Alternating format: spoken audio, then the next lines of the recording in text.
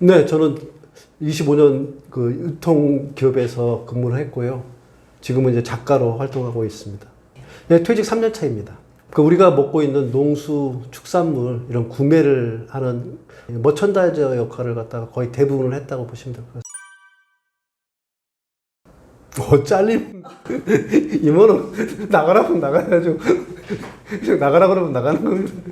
뭐, 대부분 다 이제 경영지원 본부장이 뭐 전화가 와서 뭐 웬일이냐 뭐 일반적인 얘기 할 줄 알았더니 이런 얘기하기 좀 그런데 이렇게 결정이 됐다. 알았다. 그래서 끊고 뭐 짐 싸가지고 다음날 짐 싸가지고 나왔죠. 뭐 다 마찬가지잖아요. 그러니까 주변에서 보면은 이제 그 승진하고 했던 인원들에 대한 거 신문에 딱 나오는데 퇴직한 사람들에 대한 명단은 없잖아요. 그러니까 겉으로 보여지는 것들은 다 승진하고 보직이 변경된 사람들에 대한 얘기만 다 세상에 알려지는데 사실은 그 뒷면에는 쓸쓸하게 가방 싸가지고 나가는 사람들이 많아요. 그러니까 저희도 뭐 딱 그때 되면 한 3, 40명은 나가니까.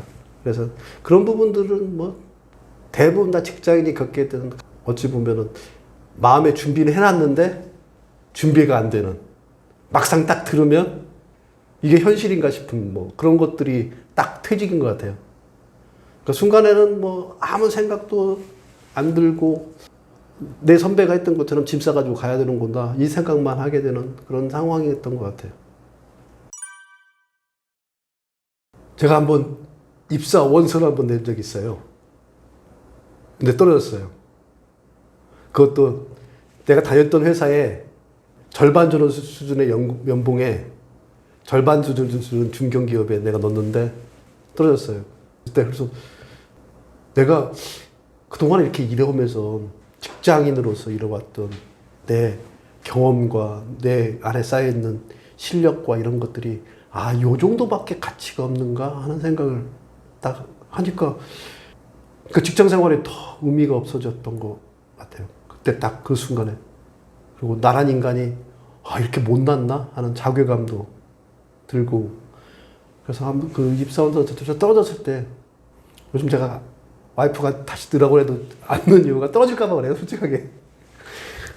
그러니까 퇴직하고 나서 다시 재취업을 하려고 하다 보니까 일자리들이 너무 없어요. 특히 50 넘은 사람들이 할 수 있는 일자리가 너무 없어서 그래서 내 몸은 이미 뭐 빅사이즈, 뭐 패션으로 얘기한다면 빅사이즈인데 일자리들은 스몰 아니면 미디엄 사이즈 일자리들밖에 없으니까 뭐 내가 대단한 뜻으로 이런 얘기하는 게 아니라 이 사회 구조 내에서 그렇게 되어 있더라고요. 그리고 그 일자리들에서 내가 아이가 50이 넘었다는 것은 큰 핸디캡이더라고요. 그러니까 50이 넘었다는 그 핸디캡만으로도 충분히 재취업의 시장에서 뛰어들지 못하게 된 나를 바라보는 게 조금은 자괴감이 좀 들더라고요. 내가 이러려고 열심히 살아왔던가? 뭐 이런 자괴감이. 퇴직 후에 가장 힘들었던 부분들은 와이프가 이제 암이 제가 퇴직 후에 이제 암에 딱 걸리고 나니까 와이프를 갖다가 제가 처음으로 한번 집안일도 해보고 도와주는 역할들을 해봤어요. 근데 집안일이라는 게 진짜 끊임없이 힘들더라고요. 나 그거 처음 알았어요. 그래서 내가 직장에 나가서 뭐 일을 열심히 하고 힘들었다고 하는데 와이프는 집에서 더 힘들었겠구나 하는 것들을 그때 느꼈어요. 그러니까 밥을 하고 나면은 바로 설거지해야 되고 빨래해야 되고 청소해야 되고 이게 끊임없이 있더라고요. 그걸 갖다가 조금만 방치시켜 놓으면은 바로 지방이 엉망진창이 딱 되더라고요. 그래서 그냥 평범하게 깨끗한 정도의 이 수준을 유지하기 위해서 굉장히 힘든 역할들을 했구나 하고 내가 그 역할을 하는 순간에 이게 힘들었겠구나 하는 생각을 했습니다. 그래서 저는 그 경험이 제일 지금에서 많이 남아있어요. 지금 이제 와이프 항암 치료하고 방사선 치료가 다 끝나서 이제 본인이 하고 있어서 조금 여유롭습니다. 근데 그러니까 암이라는 게 무서운 게 그거 같아요. 이 암이 사람을 죽이냐 살리냐 이런 문제가 아니라 이걸 갖다가 치료하고 항암 치료하다 보면 사람을 갖다가 암세포만 죽이는 게 아니라 사람을 갖다 죽이더라고요. 그러니까 그러니까 머리도 다 빠져버리고 계속 오심이라 가지고 구토를 하고, 그리고 또 그 백혈구에 대한 수치를 갖다 떨어뜨리려 하니까 면역력이 약하니까 다른 감기나 이런 것들을 계속 조심해야 되고, 그런 과정들이 되게 힘들더라고요. 그걸 지켜주기 위해서 저는 이제 집안일들을 해나가는 과정, 그런 게 제가 경험했던 것 중에 가장 힘들었던 경험이에요. 취직 준비하는 사람들 거의 없는 것 같은데요. 이게 그거 같아요. 그 메멘토 모리라고 그러잖아요. 죽음을 기억하라. 근데 마찬가지인 것 같아요. 직장인들한테는 리멤버 리타이어 이 얘기를 계속 해줘야 될 것 같아요. 아무도 준비 안 하잖아요. 리멤버 리타이어. 너는 언젠가 퇴직해. 네 거가 아닌 이상은 언젠가 퇴직해. 근데 죽음처럼 막상 닥치기 이전까지는 리타이어에 대한 것들을 전혀 생각을 못 해요. 그래서 저 후배들한테 만나면 계속 얘기하는 것도 한마디예요. 너 리타이어야. 리멤버 리타이어. 너 퇴직된다는 걸 생각하면서 늘 직장인을 하나 할 때도 퇴직된다는 걸 생각하면서 일하라. 나 그런 말을 자주 해줘요. 근데 그 순간에 있을 때는, 그러니까 우리가 지금 살아가면서 죽음을 생각하지 않듯이, 그러니까 뭐 어떤 암이라든가 이런 것들 왔을 때 죽음을 잠깐 생각하고, 퇴직이 막 딱 왔을 때 퇴직을 생각하는 것처럼 그 정도 수준에서 머무를 수밖에 없는 것 같아요. 근데 그런 부분들을 극복할 수 있게 먼저 퇴직한 사람들이 얘기해 줄 필요성은 있는 것 같습니다. 근데 저는 좀 그 정신을 번쩍 차렸던 계기가 있어요. 그날 이제 TV를 보다가 나훈아 쇼를 이렇게 보는데, 전 그거 보면서 그런 생각을 했어요. 야, 70 먹은 저 노인네는 찢어진 청바지에 머리를 뒤로, 저도 이제 머리 길렀는데, 머리를 뒤로 묶어서 자기가 하고 싶은 대로 3시간 공연을 하더라고요. 근데 출연료도 안 받았다고 하더라고요. 뭐, 저렇게 당당할 수 있는 게 뭔가. 나는 25년 동안 열심히 일해와서 퇴직 후에는, 그래도 뭐 내 나름대로 행복한 삶을 살 거라고 생각했는데, 나는 너무나 움츠러들고 부끄럽고, 세상에서 소외된 것 같고 이런 느낌인데, 저 사람은 왜 그럴까? 그래서, 저 사람은 저렇게 당당하게 살 수 있는 것이 무엇인가에 대한 것들을 난 글로 쓰고 싶었어요. 그래서 그 다음날부터 난 바로 퇴직 후 다음날부터 뭐 일주일 고민도 안 하고 다음날부터 그냥 글을 썼어요. 글을 써가지고 그 유명한 그 카페가 있어요. 그 카페에다가 그냥 하루에 한 편씩 해가지고 50편을 갖다가 순간에 다 써서 냈고, 그 50편을 보고서 출판사에 연락이 와서 그 출판사하고 책을 출판하는 게 아들아 동공부하는 책이었고, 그러다 보니까 작가로 자연스럽게 넘어가던 것 같아요. 그래서 처음에 충격은 많이 받았는데, 충격받은 이후에 글을 쓰면서 자연스럽게 그 충격받았던 걸 갖다가 스스로 추스르면서 앞으로 나아갈 수 있게 그렇게 내 스스로 갖다 만들어 간 것 같아요. 그 점에서 제가 스스로 대견하다는 생각이 들어요. 왜 그때 그렇게 글을 쓸 수 있었는지, 그리고 글을 써가지고 왜 거기다 올렸을까, 이런 걸 보면, 그러니까 운이라는 것도 작동하지만, 그렇게 할 수 있었던 내 자신에 대해서는 대견하다. 요즘에 셀프 대견하다 해줘요. 네, 저는 제가 블로그는 2004년부터 해서 정스토리라는 블로그를 갖다가 계속 해왔어요. 지금 그 정스토리라는 그 블로그에 있는 글이 한 1700편? 긴 글은 아니더라도 짧은 글이 아니라서, 그래서 매일 꾸준하게 이렇게 조금씩 써놨던 것들, 이런 부분들이 힘이 됐던 것 같아요.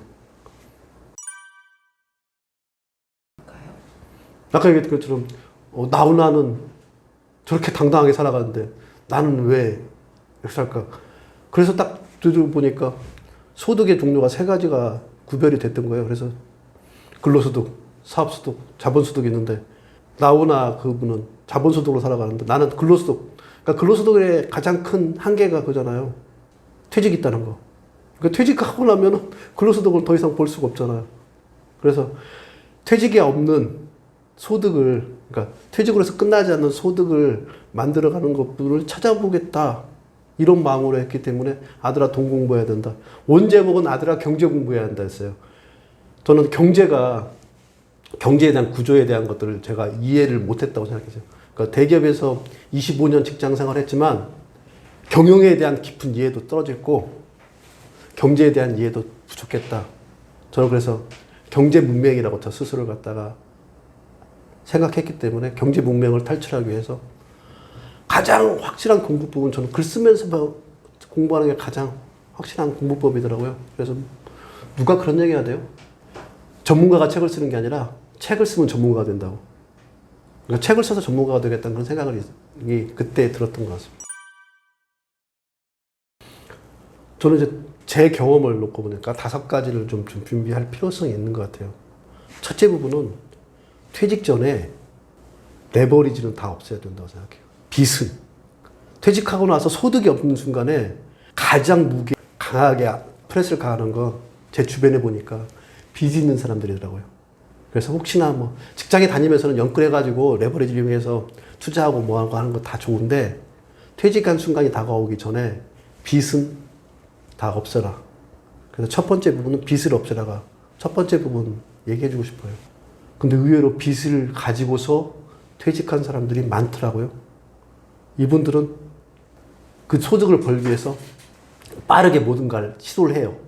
그러다 보니까 뭐 가장 진입이 쉬운 음식 장사를 한다든가 치킨 장사를 한다든가 편의점을 한다든가 아니면 커피 전문점을 한다든가 이렇게 해서 자기가 준비되지 않은 상태에서 새로운 소득을 창출하기 위한 시도를 하다 보니까 그런 데들은 거의 대부분 100점 100패더라고요.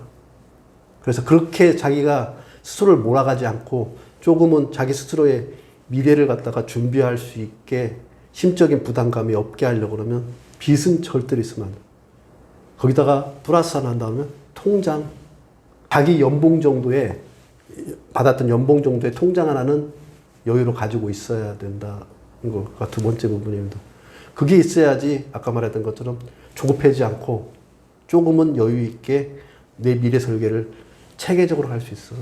그리고 여기에 부가적으로 두 가지를 더 한다 그러면 건강은 좀 챙겼으면 좋겠어요. 미리 직장에 다닐 때 건강은 좀 철저하게 좀 챙겨놔주는 거예요. 지금 딱 되니까 저희 멀쩡해 보이는데 눈 노화는 이미 예전에 시작됐고요. 그 다음에 귀에 이명이 들려서 되게 힘들어요.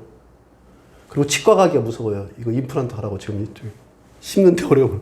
그러니까 다 이런 몸이 고장나는 시점이 다가오기 때문에 그 이전에 건강하게 자기 몸을 운동해서 건강하게 할 수 있는 그런 생활의 루틴을 갖든지 이 부분들 하나는 꼭 해놓고 직장 생활하다 보면은 직장 생활에 맞춰가지고 일을 하다 보니까 어느 정도 생활의 루틴에서 운동이나 이런 부분들을 갖다가 찾아서 해야 되잖아요. 그 찾아서 하는 것들을 미리 해놨어야지 되지 나와서 시간 많을 때 한다? 절대로 안 되더라고요. 저는 이제 예전에 이제 수영도 했고 마라톤도 했고 근데 요즘은 그건 너무 몸에 부대껴서 요즘 이제 산책 중심으로 하는데 그래서 산책이라도 매일 10km 정도는 계속 아침에 산책을 해요. 그래서 그 산책해가지고 내 건강을 갖다 유지할 수 있는 건 그 습관은 사실은 직장 다닐 때 아침에 그 수영했던 거, 그 다음에 마라톤 했던 거, 이게 바탕이 됐기 때문에 지금 제가 할 수 있는 것 같아요. 그래서 미리 직장에 다닐 때 운동 하나는 해야 될 것 같고요. 네 번째 부분은 취미를 하나 꼭 있었으면 좋겠어요. 그러니까 창조적인 일을 할 수 있는 취미. 그러니까 운동보다는 제가 그래서 목공을 하든지 아니면 악기를 하든지 아니면 글을 쓰든지 그림을 그리든지 사진을 찍든지 그래서 창의적인 그러니까 등산이나 이런 취미는 지양했으면 좋겠고요. 그건 왜냐하면 매일 그렇게 하기가 좀 어렵더라고요. 근데 글 쓰는 건 매일 할 수 있잖아요. 그래서 시간이 많이 남겨질 때, 퇴직 후에는 시간이 많이 남겨질 때 그 시간을 갖다가 창의적인 일을 통해 가지고 그 시간을 갖다가 내 거화 시킬 수 있는 그런 것들을 위해서는 취미는 뭐 오타쿠까지는 바르지 않더라도 이거에 대해서는 뭐 저 같으면 이제 글쓰기였고요. 뭐 제 친구한테 목공 해가지고 지금 목공 해가지고 저한테 의자도 만들어주고 이렇게 하고. 근데 그게 그 친구는 즐겁더라고요. 그것도 팔아가지고 또 돈도 되고. 한 가지 부가적으로 한다면 자격증도 하나. 지금 저는 건대 박사과정을 받고 있거든요. 그 시작은 저 회사에 다닐 때 석사과정을 맞춰놨기 때문에 지금 이제 박사과정을 할 수 있는 거예요. 그래서 박사과정을 하는 게 학위 논문을 얻는 것들이 라이센스 하나 얻는 거라고 생각해서 그래서 자격증 하나는 그 뭐 저처럼 박사과정이 아니더라도 나중에 나와서 퇴직 후에 쓸 수 있는 자격증 하나는 좀 필요하다고 생각합니다. 그래서 박사과정 하고 나면은 일단 겸임교수라도 초빙교수라도 해서 강단에 쓸 수가 있잖아요. 그래서 그런 준비라도 뭐 그게 돈이 안 되지만 내가 뭔가 보람 있는 일들을 할 수 있는 그런 토대는 되는 것 같아요. 그래서 자격증까지 하나를 미리 직장 다니면서 준비했으면 좋겠어요. 이 5가지는 직장에 다니면서 준비하면 그걸 준비하고 나면은 퇴직 이후가 훨씬 더 보람찬 삶으로 바뀌지 않을까 생각해서 제가 아까 얘기했듯이 가장 중요한 건 반복이라거든요. 그래서 삶의 루틴을 가지고서 반복할 수 있으면 좋겠어요. 별거 아니더라도 작은 거라도 반복했으면 좋겠어요. 그게 첫 번째 부분이고 두 번째 부분은 일을 할 때 제대로 했으면 좋겠어요. 일은 내가 보기에 직장 생활에서 가장 많이 배울 수 있는 요소는 뭐였냐면 일이었던 것 같아요. 지금 제가 가장 후회되는 게 그거예요. 일을 할 때 제대로 배웠더라면 말 그대로 학습이잖아요. 머리로 익히고 몸으로 익히는 걸 갖다가 일을 통해서 했을 수 있는데 그 일을 갖다가 돈을 벌기 위해 한다고 해서 이거 또 시켰어. 그러니까 일을 피하려고만 하잖아요. 심지어는 뭐 상사하고 눈도 안 맞추잖아요. 일 시킬까 봐. 근데 저는 다시 직장으로 돌아간다면 내가 일을 찾아서 하겠어요. 아, 이런 일을 내가 하고 싶은데 이런 걸. 그래서 일을 통해 가지고 배우는 기회를 갖다가 절대로 놓치지 않겠어요. 그걸 갖다가 나중에 이제 강화시킬 수 있는 게 반복인 것 같고 그게 루틴인 것 같고 이게 3가지만 박자가 이루어진다면 일에 대해서 알고 반복해가지고 루틴만 있다 그러면 전 퇴직 이후에도 충분하게 다시 재성장할 수 있을 거라고 생각합니다. 그러니까 직장 생활할 때 보면 2종류가 있잖아요. 스페셜리스트하고 제너럴리스트가 있는데 저는 스페셜하면서도 제너럴한 부분들로 찾아가면은 충분히 찾을 수 있다고 생각해요. 그러니까 대부분의 경우는 직장인들이 분절된 일을 하잖아요. 회계부서는 회계만 하고 영업부서는 영업만 하고 기획부서는 기획만 하고 다른 데에서 월권하게 하는 거잖아요. 다른 일을 하게 되면. 근데 사실은 그 분야들의 각각의 그 경계의 벽을 뛰어넘는 일이라는 것들이 이루어지고 결과를 만들어내는 과정들은 그 경계의 벽이 무너졌을 때 사실은 만들어내는 결과이거든요. 그러니까 우리가 물건을 파는 사람들이 잘 팔려야 되겠지만 구매하는 사람들이 잘 구매해야 되고 그 잘 구매해야 될 물건들 갖다가 잘 진열하고 잘 판매하는 이 정과정에 대한 것들을 이해를 하고 그 정과정에 대한 것들이 어떤 프로세스로 흘러간다는 걸 일을 통해서 실현하는 거잖아요. 그렇게 저는 일을 해나간다 그러면 자기 학원인들이 격리만 하고 있더라도 격리 이외에 다른 부분에 연결되어 있는 상품을 판매되고 상품이 판매된 걸 대금을 결제해 주고 이런 모든 과정들에 상품이라는 게 어떤 프로세스로 들어왔다는 걸 갖다 이해하게 충분히 할 수 있다고 생각하거든요. 그런 일들을 했으면 좋겠어요. 이런 얘기 하면 매뉴얼에 의해서 움직이잖아요. 한 3년만 되면 일을 만들어서 하는 게 아니라 주어진 매뉴얼대로 근데 그것도 못해가지고 요거도 먹는 게 대부분이지만 근데 매뉴얼을 통해서 일을 하는 게 아니라 그 일의 본질을 찾아서 일을 할 수 있는 것들을 한다고 그러면 충분히 직장 생활하면서도 많이 배울 수 있을 거라고 생각합니다. 뭐 극복은 시간 얘기를 해준 것 같고요.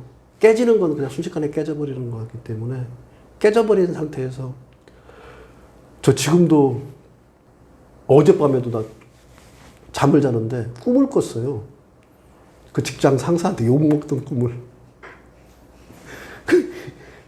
그 욕먹던 꿈을 갖다 아직도 꾸고 있다는 얘기는 그 악몽이 그대로 다 가지고 있다는 거잖아요. 그러고 나면 아침에 등에 식은땀 있는 상태에서 깨면은 아직도 내가 여기에 있구나. 그런 생각이 들어요. 나라고 편안하고 지금 행복해 보이는 걸로 생각하시는데 아니에요. 저도 힘들어요. 그런 부분들. 그리고 그런 말 있잖아요. 인생은 멀리서 보면 희극인데 가까이서 보면 비극이라고 하잖아요. 근데 가장 가까이 보는 사람이 나잖아요. 정선용이란 나를 내가 가장 가까이서 보는데 가장 가까이서 보는 저는 되게 비극적인 인간이에요. 지금도 힘들게 살아가고 있는 것들이 제대로 성과 안 나오는 것 같고 뭔가 하려고 하는데 힘들고 그런 생각들을 가지고 살아갈 수밖에 없어요. 그러니까 인간이란 속성상으로 다른 사람들을 멀리 보는 사람들은 희극으로 바라보고 본인의 가장 가까이 있는 자기는 비극으로 바라볼 수밖에 없는 거기 때문에 저도 힘들어요. 그러니까 멀리서 지금 저를 바라보시니까 제가 좋아 보이죠? 저도 힘든 거 그냥 매일매일 아침에 5시 일어나는 게 쉽나요? 안 쉬워요. 저도 그냥 누워있고 싶어요. 특히 오늘같이 비 오는 날에는 그냥 누워있고 싶어요. 그래도 일어나서 나가는 건 내가 살고자 한 그 의지 때문에 나가는 거예요. 왜냐면 내가 비극에 빠지기 싫어서. 등등의 식은땀 날 정도의 그 기억을 가지고 살아왔던 것들을 내려놓지 못하고 있는 나를 갖다가 더 내려놓기 위해서 밖으로 나가는 거예요. 근데 그런 것도 해야지 벗어날 수 있죠. 퇴직 전에는, 직장에 다닐 때는 퇴직 이후의 삶에 대해서 불안감만 있었어요. 어떻게 될지 모르니까 불안감만. 그 불안감이 그 정체의 모든 거였던 것 같고요. 근데 퇴직하고 딱 나와보니까 뭐 여기서 사람 살 때네. 가장 달라진 건 시간의 자유. 내 스스로 시간을 선택한다는 거. 그러니까 다시 일어나는 것도 내 선택에서 일어났고, 예전에는 회사에 출근하기 위해서 일어났다면, 회사에 가서 일을 하기 위해서 시간을 관리를 했다면, 지금은 내가 가지고 있는 내 자의적인 주도권에 의해서 모든 것을 갖다가 시간을 컨트롤하고 있다는 거. 그게 가장 바뀐 부분인 것 같아요. 그리고 그게 좋더라고요. 그러니까 누군가한테 통제권 내에서 움직여지는 때하고는 전혀 다른, 훨씬 더 창의적인 생각도 많이 나고, 그렇게 바뀌어 가더라고요. 그래서 난 내 주도권을 가지고, 시간의 주도권을 가지고 있는 것들이 좋습니다. 마누라는 60 이전에 딸도 취직 한번 해볼 생각이 없냐고 나를 유혹하는데, 저는 못하겠더라고요. 어디다 얽매여서 지내는 걸 이제 더 이상 못하겠더라고요. 그런 얘기를 갖다 정확하게 인식했으면 좋겠어요. 리타이어라는 이 영어 말이 RE, TIRE잖아요. 리가 뭐예요? 다시란 말이잖아요. 타이어가 뭐냐면 피곤해지다요. 그러니까 리타이어란 말은 다시 피곤해진 거예요. 그러니까 어쩔 수 없이 피곤해진 거예요. 뭐 임원으로 퇴직했던, 뭐 말년 과장으로 퇴직했던 다 피곤해진 거예요. 이미 퇴직이라는 건 대한민국 사회에서. 그러면 그 피곤해진 상황에 대한 것들을 갖다 받아들이고 뭔가를 하지 않으면 바뀌지 않잖아요. 아, 내가 왜 이렇게 피곤해졌을까? 그런 생각들만 가지고서 살아가다 보면은 시간이 의외로 금방금방 이렇게 흘러가 버리더라고요. 저 퇴직 어제 한 것 같은데 지금 벌써 3년이 이렇게 돼가고 있는 거 보면은 금방금방 시간이 흘러가는데, 그 시간 속에서 내가 할 수 있는 부분들은, 이 피곤해진 상황, 그걸 받아들이고, 이 피곤하지만 피곤하더라도 뭔가 하나 해야 되겠다는 생각으로 부딪히는 거. 근데 이렇게 부딪혀 가다 보니까 이게 그렇더라고요. 멀리서 보면 이 퇴직이란 절벽이 틈도 하나도 없이 비집고 올라가지 못할 것 같은데, 막상 다가가서 부딪히다 보면 자그마한 팀들이 있어요. 저도 뭐 다 준비해가지고 이렇게 됐다. 뭐 임원이었으니까 그랬다. 이런 얘기 하는데, 저도 마찬가지로 절벽을 딱 보는 순간에 다가가서 긁다 보니까 틈이 있으니까 그거 붙잡고서 올라온 거예요. 붙잡고서 거기다 글 쓴 거예요. 글 써가지고 이렇게 올라온 거예요. 근데 이렇게 올라오다 보면, 틈 올라오다 보면 이 절벽 위로 올라가잖아요. 그러면 저 멀리에 평야가 펼쳐져 있어요. 근데 이 절벽 밑에서 계속 자괴감에 빠져 있고 그러다 보면 절벽 너머에 있는 그 평야를 보지 못하기 때문에 가서 부딪히고 자그마한 틈 붙잡고서 올라왔으면 좋겠어요, 지금. 그 가장 먼저 해야 될 건 저는 그냥 그 침대를 박차고 나와서 뛰어드는 거라고 생각해서 뛰어들었으면 좋겠습니다. 네, 지금 저희 선배인데, 선배 같은 경우에는 그 직장에 다니면서 이제 산악훈련 보통 하잖아요. 직장에 산악훈련 하는데, 그때 다리를 다쳐가지고 쩔뚝쩔뚝거리는데, 이제 그걸 이끌고서 이제 뭐 계속 직장 생활 했는데, 지금 이제 나와서 또 이 다리가 아직도 고쳐지지 않아가지고 쩔뚝쩔뚝 하면서 지금 공인중개사 그거 준비한다고, 그 공인중개사 시험 준비하고 있는 선배 있는데, 그러니까 가끔가다 저한테 전화해서 하소연해요. 몸이라도 건강하면 내가 택배라도 할 텐데 할 게 없다. 몸이 이러니까. 그래서 공인중개사 준비하고 있다 그래서, 그러니까 문제가 발생돼가지고 자기가 나갈 길들이 제약을 받은 그 선배가 좀 제일 안타까워요.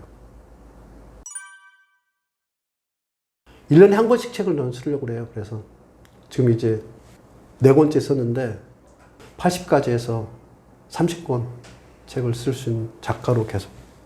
그러니까 책을 쓴다는 건 뭔가 쓸 수 있는 거리 주제를 갖다 계속 생각해야 되잖아요.